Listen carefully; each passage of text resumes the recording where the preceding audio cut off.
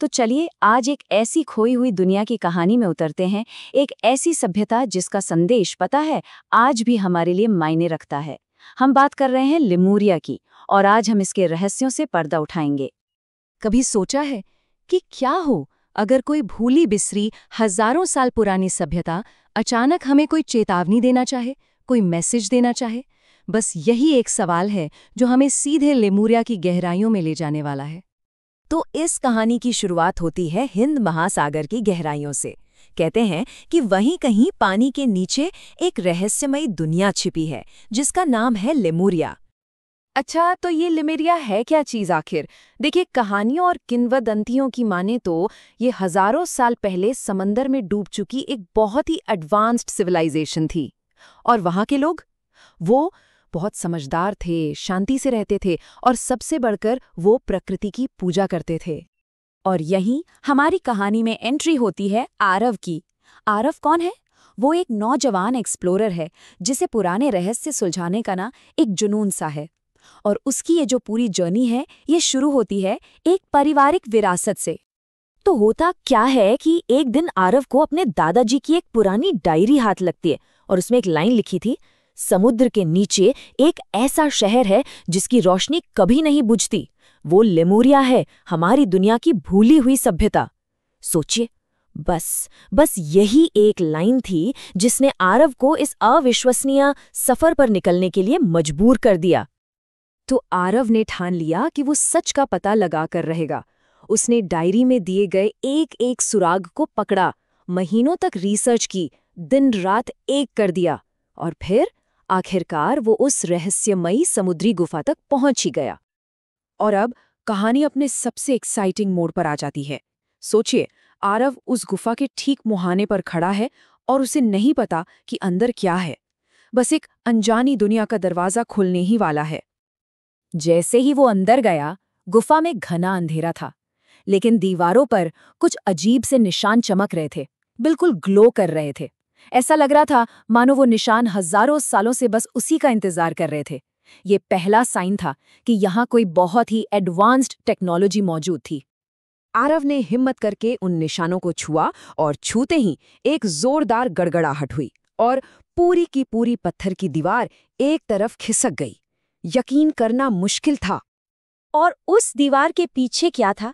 एक पुराना छिपा हुआ पानी का रास्ता, एक जलमार्ग जो उसे सीधा समंदर की और भी गहराइयों में ले जा रहा था, उसी खोए हुए शहर की तरफ। और फिर आरव ने जो नज़ारा देखा वो शायद ही उसने कभी सपने में भी सोचा होगा। हर तरफ क्रिस्टल जैसे घर, गलियां नीली रोशनी से चमक रही थीं और ऊंचे ऊंचे एनर्जी पिलर्स खड़े थे। मतलब ये शहर डूबा हुआ नहीं लग रहा था, ऐसा लग रहा था जैसे ये शहर जिंदा हो, धड़क रहा हो। लेकिन लेमुरिया की ये जो खूबसूरती थी ना, इसके पीछे एक बहुत गहरा राज भी छिपा हुआ था। अब आरव की खोज सिर्फ एक शहर ढूंढने तक सीमित नहीं थी, अब उसे एक बहुत जरूरी मैसेज को समझना था। शहर के बिल्कुल बीचों बीच आरव को एक पुरानी रिकॉर्डिंग मिली और जब उसने उसे चलाया तो वो आवाज किसी और की नहीं बल्कि खुद लेमुरिया के लोगों की थी। एक ऐसी आवाज जो हजारों साल से किसी के सुनने का इंतजार कर रही थी।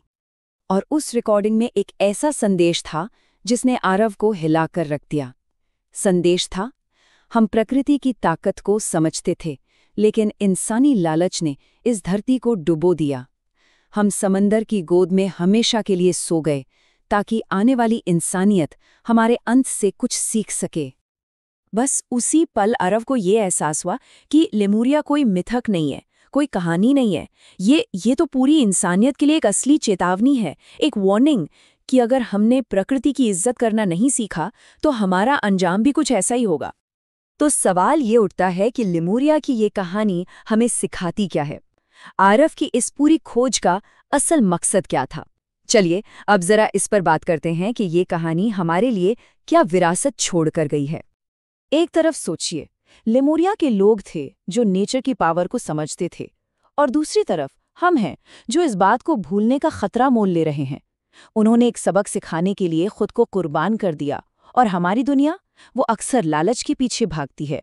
उनकी कहानी एक बहुत बड़ी चेतावनी है, और हमारी सिविलाइजेशन आज एक ऐसे मोड़ पर है जहां से रास्ता चुनना होगा। आरव उस चेतावनी को अपने साथ लेकर वापस जमीन पर तो आ गया, लेकिन उसके बाद लेमुरिया शहर फिर कभी किसी को नहीं मिला। वो हमेशा के लिए दोबारा समंदर की गहराइयों में कहीं खो गया और फिर से एक कहानी बन गया। तो लेमुरिया की विरासत हमें एक बहुत सीधी लेकिन गहरी बात सिखाती है कि प्रकृति से बड़ा कोई नहीं है, और जो कोई भी इस सच को भूल जाता है वो खुद इतिहास बनकर रह जाता है। तो ये कहानी सिर्फ एक खोए हुए शहर की नहीं है, बल्कि उस आने वाले कल की चेतावनी है जिसे चुनने का फैसला आज भी हमारे ही हाथों में है।